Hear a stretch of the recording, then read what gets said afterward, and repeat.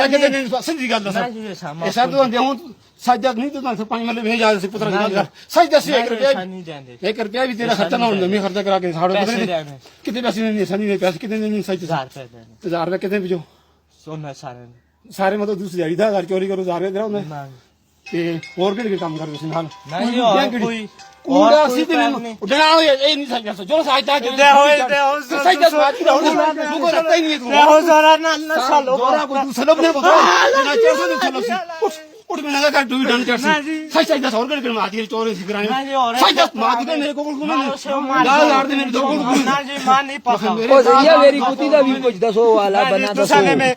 कुरान में अल्लाह चुप हो नहीं हो पीली कुत्ती किस खड़ी है कुरान सच जुंदा के मैं से 500 ओ नहीं जुंदा छोड़ दे ओए नहीं जुंदा ओए हल्लू ओए से बने रे आने दे सो हेलो सच दस मार नहीं सच ही है मर जाना भी कर सकते सच दस मार जी और किसी से चोरी करते रहे और मार दी ठीक है हो जी तू सही से ना सही दस मैं जी से मैं तू सही करा दस असल में और मारो जी छोड़ो शेरों के साथ मार छोड़वा तो इतनी बड़ी बगैरती आई है जिस तक होता हो नहीं तुसी कहते जुंदे रहंदे हो ना ऐसा नहीं माफी मार जी मकर ना मकर ना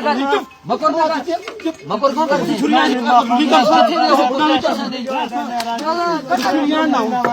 ये सीजन होई दी धान के थोई दी ये कदों होई नवा का नवा जी का दो मेरे को कोई घूमेगा पुत्रो